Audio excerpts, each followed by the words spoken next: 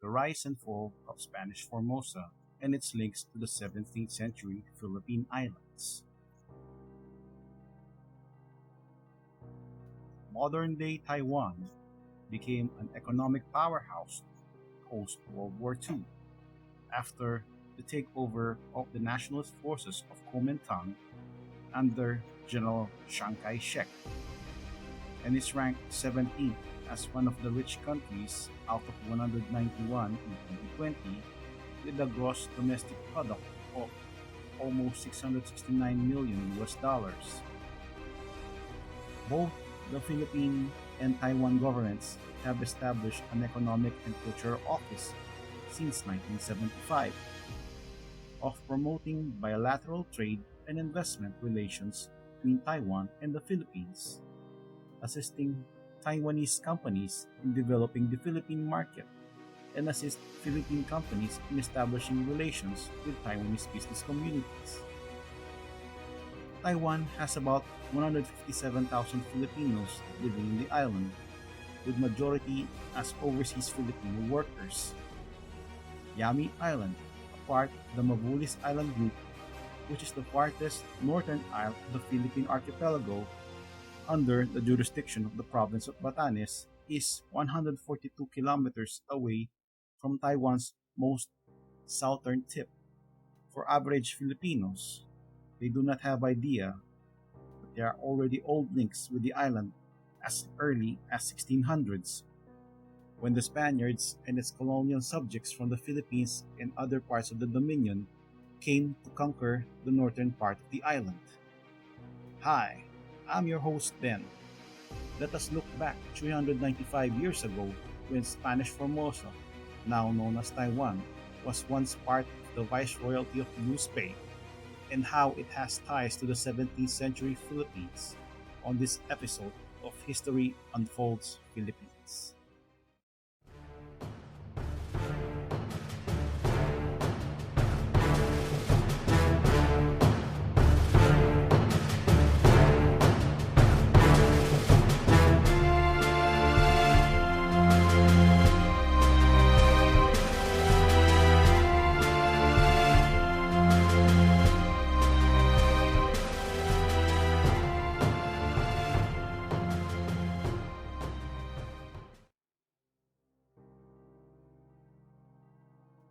The Portuguese navigators and sailors who sailed the South China Sea documented the islands and charted it as Ilha Formosa, Portuguese, meaning beautiful island, as early as 1542.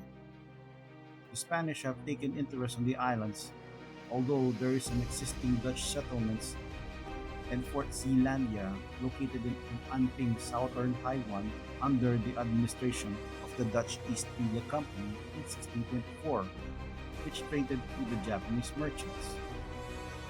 As early as 1586, there were plans by the Manila government and the Spanish Council in pacifying the other islands of the Philippines, including Formosa and Taiwan, as they urged then King Philip II. The king replied that it is an utmost matter to pacify the areas that were only compelled when rumors of a large Japanese naval expedition will arrive to attack Manila in 1596. The citizens of Manila urged the Spanish king to take action against the possible attack that could hamper trade, commerce, and the livelihood of these merchants and the citizenry of Manila. The rumors were further strengthened by reports coming from the missionaries based in Japan that a possible invasion may be carried out by Japanese until it subsided upon the death of Toyotomi Hideyoshi. By 1626, Spanish colonial administrations of Manila and Spanish missionaries of the Dominican Order have planned an expedition on the island to counterbalance their influence and expansion in establishing a Spanish settlement called San Salvador in the mouth of Santissima Trinidad Bay, now Quilon, and the fortress for the Spanish forces called Fort San Domingo to be manned and garrisoned against external threats imposed by the Dutch Empire, the Chinese, and the Japanese pirates, Spanish Empire wishes also to expand the transshipment of trade and commerce, although Macau, Portuguese outpost in China, is the primary trading post for the Spanish and Portuguese. Other than that, the Dominican Order also are interested in evangelizing the Aborigines of the islands. Back then, Spain and Portugal were under dynastic rule by the Spanish Habsburg crown in the Iberian Peninsula.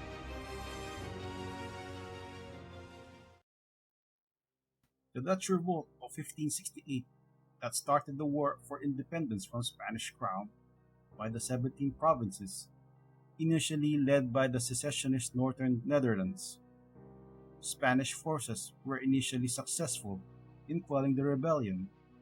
However, rebels conquered Brielle, and the northern provinces became first de facto in 1572, and in 1648 officially independent as the United Provinces of the Netherlands, or the Dutch Republic, which rapidly grew to become a world economic power through its merchant shipping and experienced a period of economic, scientific, and cultural growth.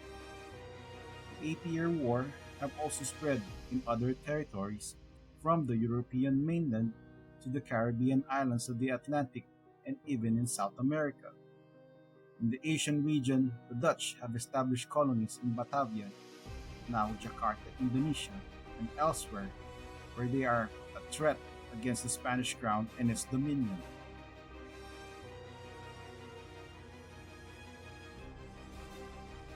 Colonies on Spanish Formosa rely mostly on the supplies shipped from Manila, and that the area where the colonies are located is not good for agriculture, as stated in a letter by Dr. Don Juan Sevicos in Madrid on the 20th of December 1627. Based from our research from different sources mentioned the factors that were happening during those time period. There were also incidents of harassment from Aboriginal tribes in northern Formosa against the colonists based from the other sources and accounts of the colonists in their early years, but were tagged as isolated cases. Although there was a flourishing trade and commerce between the Chinese merchants and the Spanish traders, the Dutch took advantage of maritime knowledge they had gained from their Portuguese counterparts before their revolt against the Spanish crown in 1568. The Dutch successfully intercepted, attacked, and robbed Chinese merchant junks bound for Manila with impunity. These actions are considered criminalistic in nature as act of piracy and economic deprivation to the Spanish trade as goods were diverted to the Dutch privateers that were later sold to Japan by the Dutch East India Company. Conflicts in other areas like in Mindanao, where the Spanish forces under the leadership of Governor General Don Sebastian Hurtado de Corcuera were preoccupied in leading a pacification against the Moros in Mindanao by Kachil Coralat, or commonly known as Sultan Muhammad Dipatuan Kudarat. The Spanish forces have taken advantage of their firepower and victory in the southern islands. Mounting and executing military campaign is costly in the coffers of the treasure of the islands, as it involves arming and training troops, logistics, arms, and material for this endeavor.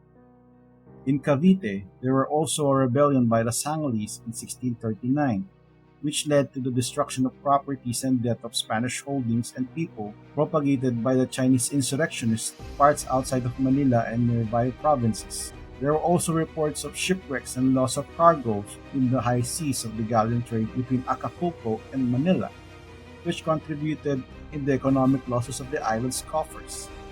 Other incidents that occurred and contributed in the economic downturn are the natural calamities from volcanic eruptions, strong typhoons, earthquakes that have disrupted the lives and hampered trade and activity in the islands. These incidents reflect on the tremendous effects attributed on the socio-economic conditions of the Philippine Islands that depletes the colony's treasury. There were Spanish soldiers and native Filipino soldiers from Pampanga and Cagayan stationed as garrison troops in protecting the colony's residents in the fort against possible threat from the Dutch. The Spanish colonists have also established alliance and trade with the local Aborigines in the early part of the colonization through evangelization by the Dominican order. By 1641, Dutch forces under the command of Governor Paulus Traudenus of Fort Zeelandia made their formal intentions by sending a letter of attacking the Spanish enclave. It was a common gesture among gentlemen of that period as tensions were brewing because of 8 Years' War was happening in Europe and elsewhere at that time. The Spanish colonists of San Salvador and Fort San Domingo, led by Governor Gonzalo Portillo, have successfully defended the colony from the Dutch attack for 4 days on the 24th to 27th of November 1641, with the 394 soldiers composed of Spanish, Pampangos, and Cagayanos, with majority of Spanish colonial troops withdrawing on the beleaguered fort as the following year came. The Dutch conducted the second attack on the said colonies and with almost 400 men were successful in subduing the Spanish defenders occupying Fort San Salvador. The Spaniards burned the colony before surrendering to the Dutch.